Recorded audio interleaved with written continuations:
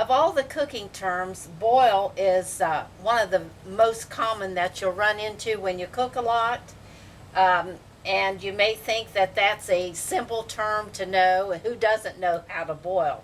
But when you cook a lot of different recipes, you'll come across terms like bring it to a slow boil, bring it to a rapid boil, or just bring it just to the boiling point, not boiling. And then you have simmer too. So we're going to cover those few different variations of boil.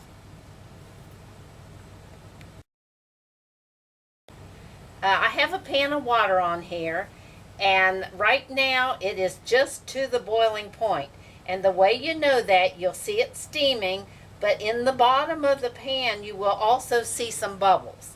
Now they haven't come to the top and broke open, so this is just to the boiling point. Okay, this now I have the liquid just almost to the rolling boil.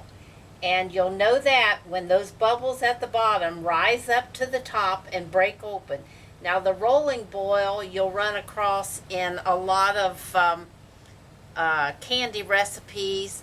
I use that in making caramels or my taffy or a lot of the heavy syrups. You'll be told to bring it to the rolling boil to cook it like that. And I don't know if you can see it yet, but they're almost to the rolling boil where the bubbles are coming to the top and they're breaking open. And when those are clear across the surface, then that will be the rolling boil stage. And now I'm going to let it heat up all the way to a full boil.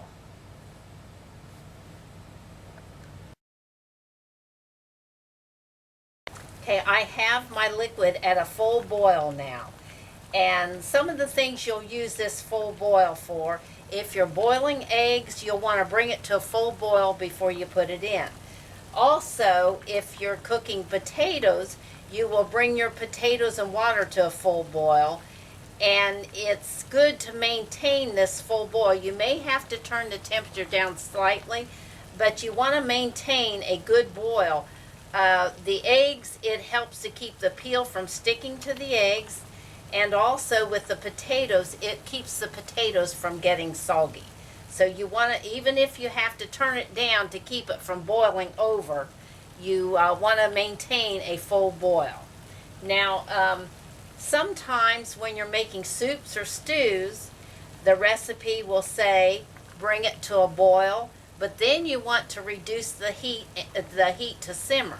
So what you'll do after you have your vegetables and everything in it, you'll turn the heat down and maybe to a medium low and just watch it. You'll cover it and the simmer will be at the point right around where it's just to the boiling stage. To simmer, you won't want the bubbles. So you'll want to turn your heat down and let it settle down, and then you'll cover it and then you simmer it for whatever hours the recipe tells you.